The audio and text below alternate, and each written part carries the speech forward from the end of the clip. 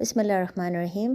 سورہ اسراء میں اللہ کہتے ہیں وَقَضَىٰ رَبُّكَ أَلَّا تَعْبُدُوا إِلَّا إِيَّاهُ وَبِالْوَالِدَيْنِ إِحْسَانًا إِمَّا يَبْلُغَنَّ عِندَكَ الْكِبَرَ أَحَدُهُمَا أَوْ كِلَاهُمَا فَلَا تَقُل لَّهُمَا أُفٍّ وَلَا تَنْهَرْهُمَا وَقُل لَّهُمَا قَوْلًا كَرِيمًا۔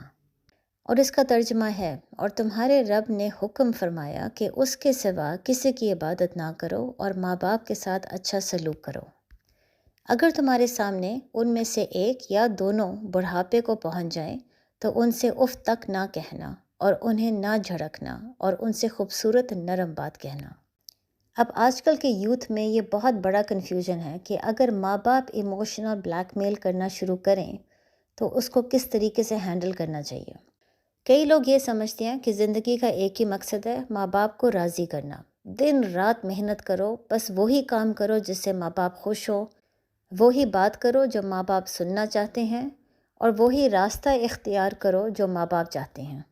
اور پھر ظاہرہ اتنی زیادہ محنت کرنے کے بعد اگر آپ فیل ہو جاتی ہیں یا آپ سے کوئی غلطی ہو جاتی ہے اور ماں باپ آپ سے ناراض ہو جاتے ہیں تو اس کا مطلب ہے آپ کی دنیا اور آخرت دونوں برباد ہو گئے ہیں۔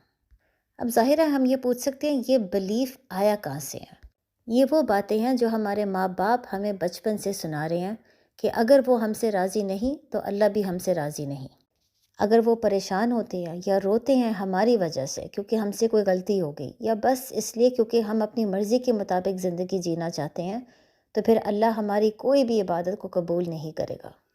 اور پھر ساتھ ہی یہ آیت ہمیشہ وہ کوٹ کرتے ہیں کہ اللہ نے حکم دیا ہے ماں باپ کے سامنے آپ اف بھی نہیں کہہ سکتے۔ اب سچ بات یہ ہے کہ یہ تمام چیزیں بالکل غلط ہیں، یہ تمام چیزیں اسلام کا حصہ نہیں۔ ماں باپ ان چیزوں کو استعمال کرتے ہیں تاکہ وہ بچوں کو ایموشنلی بلیک میل کرتے ہوئے ان کو کنٹرول کر سکیں، اور یہی سب سے بڑا مسئلہ ہے، ماں باپ جو بچوں کو ہمیشہ کنٹرول کرنے کی کوشش کر رہے ہوتے ہیں، کیونکہ ماں باپ کو یقین ہوتا ہے کہ وہ بہتر جانتے ہیں، اس لیے ان کی کوشش ہوتی ہے کہ وہ اپنی اولاد کے ہر فیصلے کو کنٹرول کر سکیں۔ اور اگر اولاد نہیں سنتی یا اولاد کی ایک مختلف رائے ہے تو ماں باپ ایموشنل بلیک میلنگ شروع کر دیتے ہیں تاکہ بچوں کے اندر گلٹ آ سکے۔ تو پھر تھوڑی دیر کے لیے اس آیت کو ایگزامن کرنا بہت ضروری ہے کہ اللہ اس میں کیا کہہ رہے ہیں۔ سب سے پہلے تو آپ یہ نوٹس کر سکتے ہیں کہ ماں باپ کا ذکر کرنے سے پہلے اللہ اپنا ذکر کر رہے ہیں، یعنی اللہ ہمیں یہ سمجھا رہے ہیں کہ کوئی بھی عبادت کے لائق نہیں سوائے اللہ، اور پھر اس کے بعد اللہ بتاتے ہیں کہ ماں باپ کے ساتھ اچھا سلوک کرو۔ اس کا مطلب ہے سب سے پہلے اللہ ہمیں ایک بات بہت واضح کر رہے ہیں، ماں باپ کو خدا نہ بناؤ، ان کی عبادت نہ کرو، دن رات محنت صرف ان کو خوش کرنے کے لیے، صرف ان کو راضی کرنے کے لیے نہ کرو۔ اگر آپ ان کو یہ اجازت دو گے کہ وہ آپ کے ہر فیصلے کو کنٹرول کرنا شروع ہو جائے تو پھر ایک وقت ایسا آئے گا کہ آپ بھول جاؤ گے کہ آپ کے اندر بھی اتنی قوت ہے کہ آپ فیصلے کر سکو۔ یاد رکھو کہ قیامت کے روز آپ اللہ کے سامنے اکیلے کھڑے ہوگے، آپ کے ماں باپ آپ کے ساتھ نہیں کھڑے ہوں گے۔ تو اس لیے اگر آپ نے پوری زندگی اسی چیز میں گزار دی کہ ماں باپ کو خوش کرنا ہے، ماں باپ کو راضی کرنا ہے، اور آپ اللہ کے بارے میں بھول گئے، تو آپ کو اس کا جواب اکیلے دینا ہوگا۔ ماں باپ آپ کے ساتھ نہیں ہوں گے آپ کو بچانے کے لیے۔ اگر آپ نے پوری زندگی اللہ کی عبادت نہیں، ماں باپ کی عبادت کی، تو آپ کو اس کا جواب دینا پڑے گا۔ اور پھر ساتھ ہی اپنے آپ سے یہ بھی سوال پوچھیں کہ اللہ نے آپ کو عقل ہی کیوں دی اگر آپ کے ماں باپ نے آپ کے تمام زندگی کے فیصلے خود کرنے ہیں؟ کیونکہ یہ آپ کی زندگی ہے، اس لیے فیصلے بھی آپ کے ہیں۔ چاہے وہ کریئر ہو، ایجوکیشن، میرج یا اور کوئی بھی چیز ہو، ماں باپ سے مشورہ ضرور لیا کرے، ان کے مشورے کو غور سے سنا کریں، لیکن یہ یاد رکھیں کہ فیصلہ آپ کا ہے۔ دوسری بات آپ دیکھ سکتے ہیں کہ اللہ آیت میں ہمیں سمجھا رہے ہیں کہ ماں باپ کے سامنے اف بھی نہ کہو۔ کب؟ جب ماں باپ بوڑھے ہو جائیں، جب ان کو کوئی بات سمجھانا تھوڑا سا مشکل ہو جائے، جب ماں باپ بچوں کی طرح بیہیو کرنا شروع ہو جائیں، تب ان کے ساتھ نرمی سے پیش آؤ، تحمل سے اور عزت کے ساتھ ان سے بات کرو۔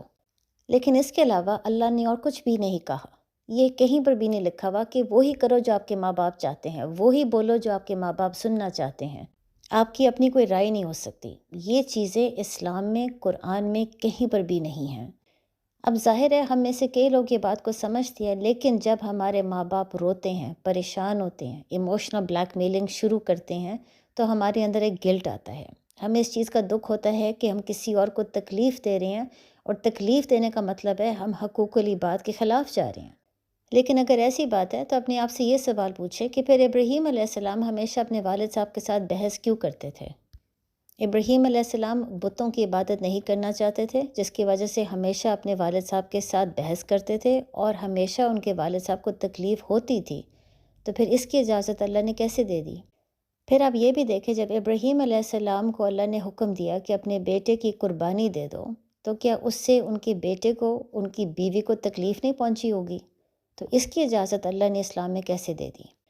اور پھر جب ابراہیم علیہ السلام کو یہ بھی حکم ملا کہ اپنی بیوی اور بیٹے کو صحرا میں چھوڑ کے چلے جاؤ، حالانکہ ان کا بیٹا اسماعیل اس وقت چند ماہ کا تھا، تو کیا اس وقت ان کے بیٹے یا بیوی کو تکلیف نہیں پہنچی ہوگی؟ اس کی اجازت اسلام میں کیسے ہو سکتی ہے؟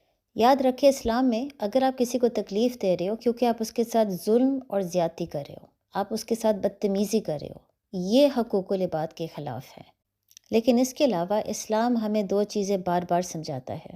نمبر 1، صرف اللہ کی عبادت کرو، اور نمبر 2، اپنی دل کی آواز کو سنو، کیونکہ آپ کے دل کے اندر آپ کی روح ہے۔ تو اگر سچ بولنے سے یا اپنی دل کی آواز سننے سے کسی اور کو تکلیف پہنچتی ہے، چاہے وہ آپ کے ماں باپ ہی کیوں نہ ہوں، اس میں کوئی گناہ نہیں۔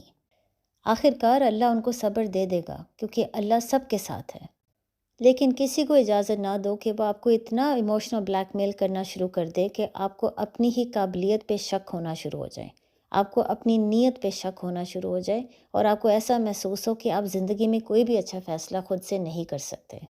آپ کو روح اور عقل اسی لیے دیا تھا کہ آپ اپنی زندگی کے فیصلے خود کریں۔ لوگوں سے مشورہ ضرور لیں، ماں باپ کا مشورہ غور سے سنیں، لیکن یاد رکھیں کہ فیصلہ آخر میں آپ ہی کا ہے۔ السلام علیکم۔